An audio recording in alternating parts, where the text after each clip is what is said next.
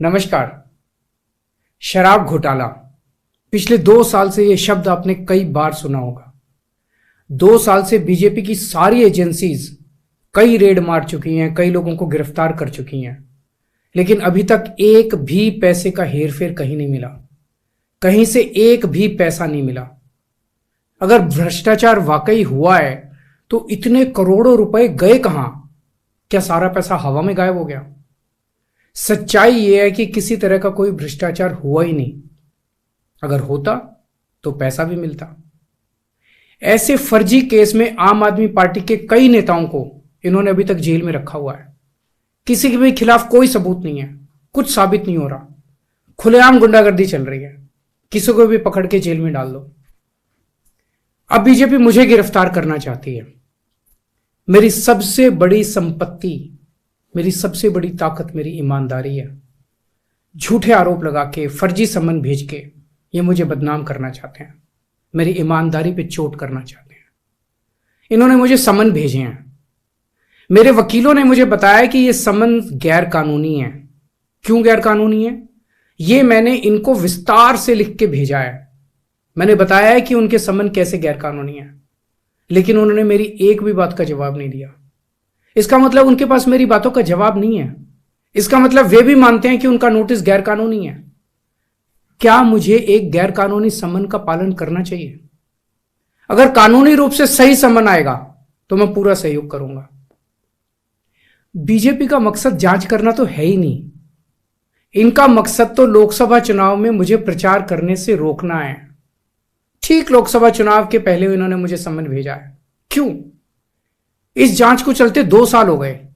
अभी ठीक लोकसभा चुनाव के पहले मुझे क्यों बुलाया जा रहा है? पहले क्यों नहीं बुलाया?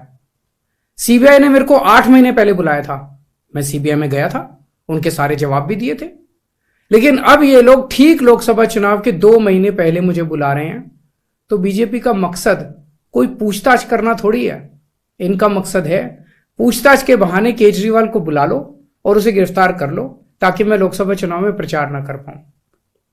आज बीजेपी भ्रष्टाचारियों को नहीं पकड़ रही, बल्कि खुलेआम ईडी और सीबीआई का इस्तेमाल करके दूसरी पार्टियों के नेताओं को तोड़ के बीजेपी में शामिल करवाने का काम किया जा रहा है।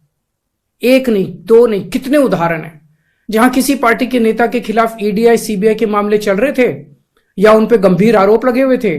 जैसे ही वो नेता बीजेपी में शामिल हुए, उनके सारे पुराने मामले बंद कर दिए गए या ठंडे बस्ते में डाल दिए गए। तो जो इनकी पार्टी ज्वाइन कर लेता है उसके सारे मामले रफा दफा कर दिए जाते हैं।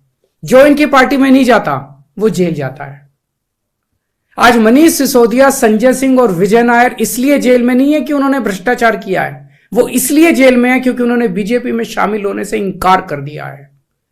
आज हम बीजेपी का मुकाबला क्यों कर पा रहे हैं? क्योंकि हमने कोई भ्रष्टाचार नहीं किया। अगर हमने जरा सा भी गलत काम किया होता तो दूसरे भ्रष्टाचारी नेताओं की तरह आज भी हम बीजेपी में शामिल हो चुके होते आज तक। इस तरह देश के ईमानदार नेताओं को जेल में डाल के और भ्रष्टाचारियों को अपनी पार्टी में शामिल करवा के ऐसे तो देश आगे नहीं बढ़ सकता। ये क्या चल रहा है? ये जो कुछ भी चल रहा है बहुत खतरनाक है। ये हमारे जनतंत्र के लिए बहुत गलत है। इसे रोकना होगा। मैं हमेशा देश के लिए लड़ा हूं। मेरा तन मन धन देश के लिए है।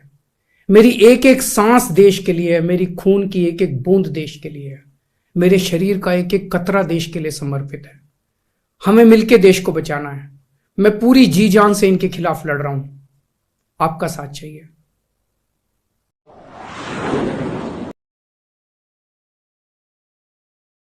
अस्सलाम वालेकुम, नमस्ते, सत श्री अकाल। मैं रुबीना काज़मी, आम आदमी party president of Paschim Maharashtra women's.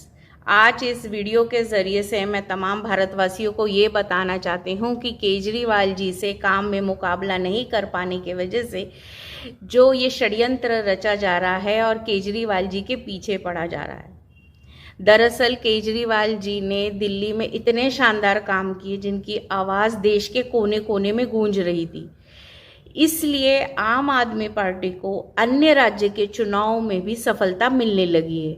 आप देखिए, शानदार स्कूल, अस्पताल, मोहल्ला क्लिनिक, सभी लोगों के लिए फ्री इलाज 24 घंटे, बिजली फ्री, पानी फ्री, महिलाओं के लिए बस यात्रा फ्री, तीर्थ यात्रा बुजुर्गों के लिए फ्री, और अनेक काम जो है पंजाब में और दिल्ली में अंजाम दिए गए हैं।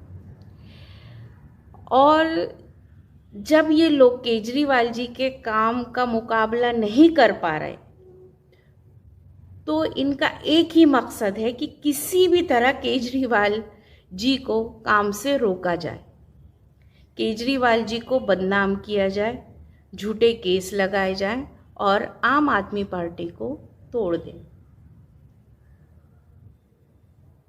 आप क्या सोचते हैं?